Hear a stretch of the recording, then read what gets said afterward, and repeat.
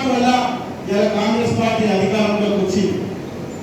వారు అధికారంలోకి రానికే కారణం మనం ఇచ్చే సంక్షేమాలకు వాళ్ళు ఇంకా కొన్ని దొంగ హామీలు ఇచ్చి 6 గ్యారెంటీల పేరు మీద 420 హామీలు ఇచ్చి అవన్నీ కూడా నెరవేరుస్తామనే వరకు మన ప్రజలందరూ కూడా అయ్యో మాకు ఇంకా అదనంగా ఈ సంక్షేమాలు వస్తున్నాయని అక్కడ పట్టణ కట్టడం జరిగింది.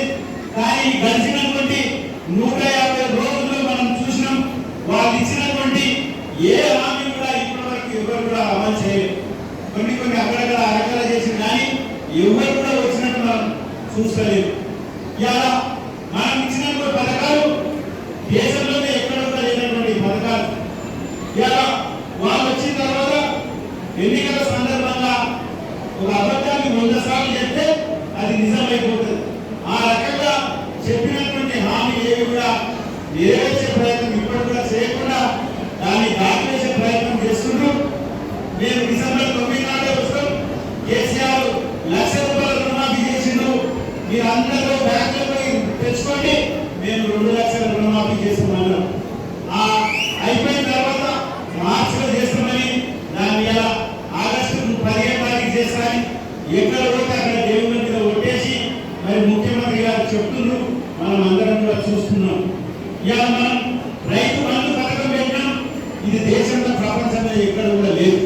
ఇలా రైతు బంధు పథకం కింద మనం ఎవరికి కూడా ఇబ్బంది రాకుండా ఈ గడిచినటువంటి 6 సంవత్సరాల్లో 11 సార్లు రైతు బంధు పైసలు వేసినాం.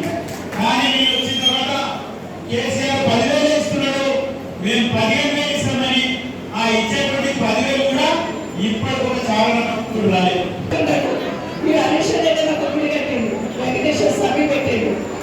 రేవంత్ రెడ్డి పోతే గట్టిగా పోరాని రావాలి నా మీద ఒట్టు పెడతాడేమో అని వెంకటేశ్వర స్వామి అనుకుంటాడు. ఎందుకంటే ఆయన చేయడు. ఆగస్టు 15 ఎందుకన్నారంటే అన్ని ఎలక్షన్లు అయిపోతాయి. ఇప్పుడు ఎలక్షన్ అయిపోతుంది, మున్సిపల్ ఎలక్షన్స్ వస్తాయి, జిల్లా పరిషత్ ఎలక్షన్స్ వస్తాయి, అన్ని అయిపోతాయి. అప్పటికి చేస్తే చేయకుంటే అనుకుంటున్నాడు. నిజంగా ఆయన చేయాలంటే, నిజంగా భయపడాలంటే, మళ్ళీ మీ చుట్టూ కాంగ్రెస్ వాళ్ళు తిరగాలంటే ఖచ్చితంగా ఈసారి 4 ఓట్లకు మెజార్టీ ఓట్లు ఖచ్చితంగా మీ దగ్గర తిరుగుతారు. వాళ్ళు ఖచ్చితంగా మీ దగ్గరికి వచ్చి వాళ్ళు మీ చుట్టూ తిరిగి పనిచేసే పరిస్థితి రావాలంటే ఖచ్చితంగా 4 ఓట్లు కొట్టేయండి. ఇక బీజేపీ వాళ్ళు ఉన్నారు, ఏం చెప్తున్నారు వింటున్నారు కదా. రాముని చూడమంటున్నారు, వాళ్ళు ఓట్లు వేయమంటున్నారు. మోడీని చూడమంటున్నారు, ఓట్లు వేయమంటున్నారు. కానీ వాళ్ళు ఏం చేస్తాము, ఏం చేసినామని మాత్రం చెప్తలేదు. నిజంగా ఇన్ని రోజులు అధికారంలో ఉన్నారు కదా. పాలమూరు రంగారెడ్డికి జాతీయ హోదా ఎందుకు తీసుకురాలేకపోయారు, కానీ ఏం చేసినామని వచ్చి ఓట్లు అడుగుతున్నారని దయచేసి గమనించమని మిమ్మల్ని అందరినీ కోరుతా ఉన్నా.